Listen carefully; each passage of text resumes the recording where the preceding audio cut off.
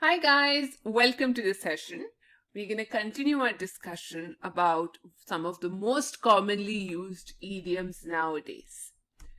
So the first idiom that we are going to discuss is beat around the bush or beat about the bush, which means avoid talking about the main topic, not speaking directly, or avoid the important conversation. Maybe to have an indirect approach, going on that misleading way. For example, will you please stop beating around the bush and get to the point? Or maybe, quit beating around the bush and tell me what you really want. Or one can even say, why can't you get straight to the point instead of beating around the bush? So the origin of this phrase lies in medieval hunting. During bird hunts, some of the people or some of the participants would rouse the birds by beating the bushes so that others could hunt them.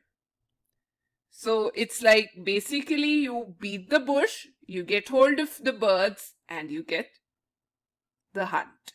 All right, guys, the next one is best of both the worlds, which also means the best of all possible worlds. It means it's a win-win situation. A situation where one can enjoy the benefit of two different opportunities. Or the best features of two different things. Which means to enjoy some things that are opposite in nature by concealing involvement in one or both. For example, you can get this item for cheap, but you'll have to compromise on quality. You can't have the best of both worlds. Next one, working from home is a huge plus. You have the luxury of staying at home and you get the benefits of having a job. It's the best of both the worlds. Or he wanted to become an entrepreneur but could not leave the comforts of his job. He wanted the best of both the worlds. All right, guys, so let's move on to the next one, which is best thing since sliced bread. Yes, you got it right, which means it's a good idea or a plan. An excellent invention. Or you can say an excellent person or something that is too fine. Something that is perfect. So, one of the example could be, have you checked out this cool new app? I think it's the best thing since sliced bread. Or, some gadgets are marked like the best thing since sliced bread, but I think they're just expensive gizmos. Or you can say, I really love my new computer. It's the best thing since sliced bread. This phrase refers to the convenience achieved because of the invention of sliced bread as what was earlier done by hand. It was now done by the machines. So definitely it's a win-win situation for everyone. Moving on, the next one is bite off more than you can chew, which means try to do more than one is able to do, or undertake a promise one cannot accomplish. Attempt to do something which is hardly achievable. For example, by accepting 2 part-time jobs, he's clearly biting off more than he can chew. Or one can also say, I'm sure she's biting off more than she can chew by promising to solve the difficult puzzle in few minutes. I couldn't even solve it for the last 3 days. All right, guys, moving on to the next one, which is blessing in disguise, which means something good that isn't recognized at first. Or you can say, good outcome from an evil situation. The misfortune which turns out to have advantages. Or you can say something terrible at first, but later results in something good. For example, we can always say, the lockdown in 2020 proved to be a blessing in disguise. It gave me lots of time to spend with my family. Or you can say, failing in his exams was a blessing in disguise, for he realized that he was not enjoying the course and decided to try out something else. Or one can also say,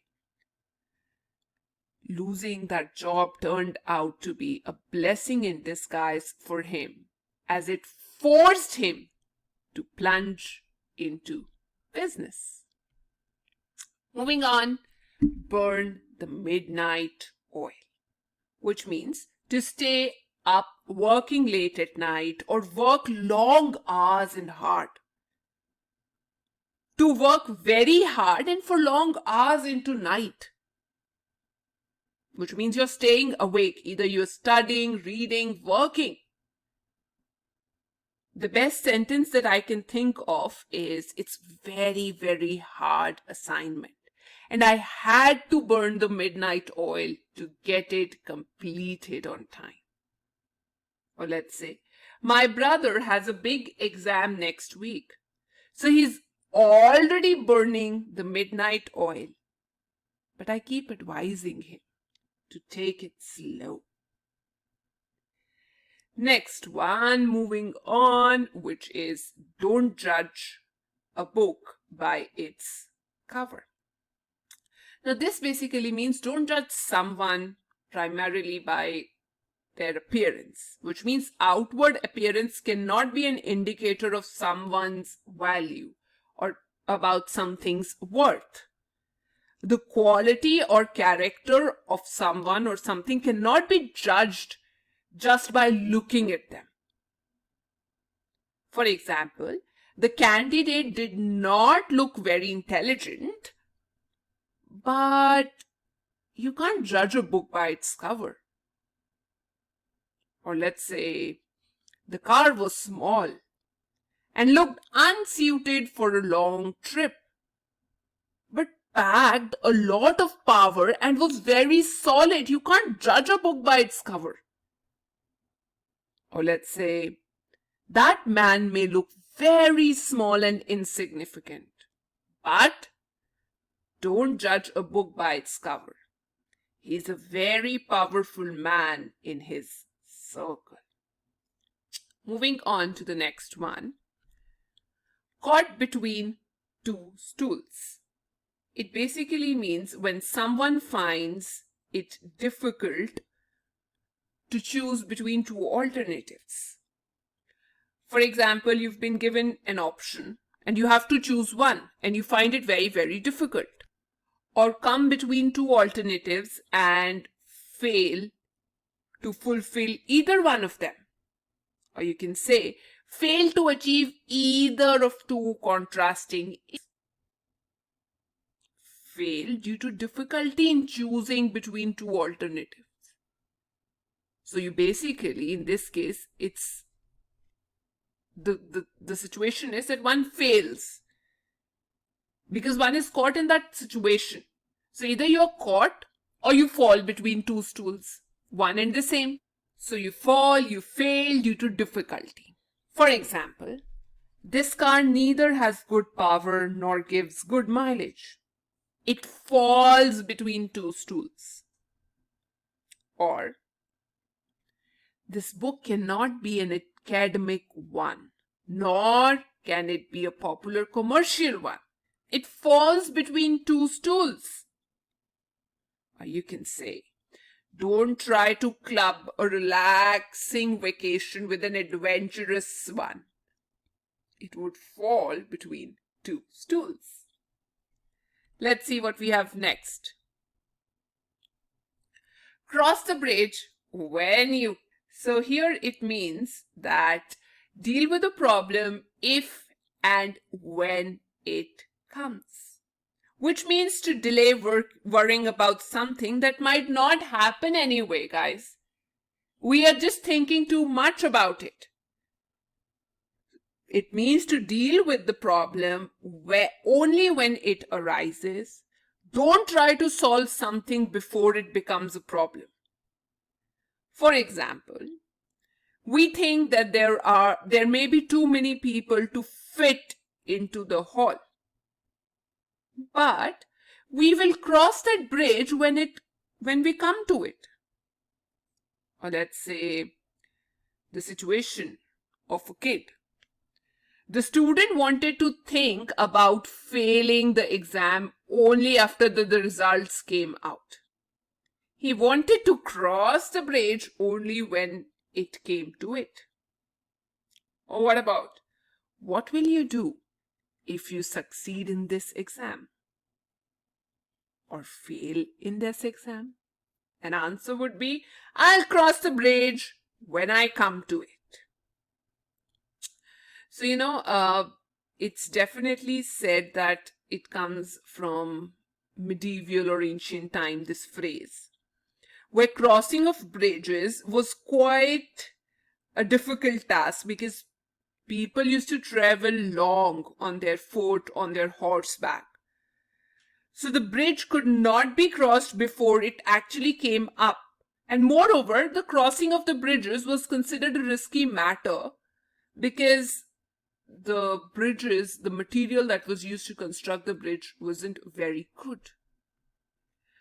And moving on to the last one, cry over the spilled milk.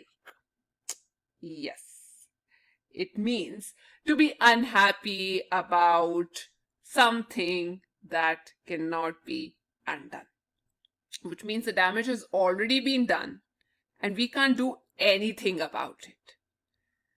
So there's no point to be upset about things that have already been done, or to cry about past events that cannot be undone, or maybe to feel sorry about something that has already happened.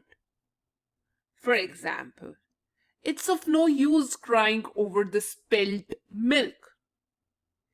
It was a bad investment, the money has been lost, and there's nothing we can do. Or you can say, Mona was unable to accept the reality of her result. She was crying over the spilled milk. Or one can also say, the cat came and ate all the food, drank all the milk. But there's no point crying over the spilled milk. So that's all for the day, guys. In case you liked the session, please do leave a comment. Thank you.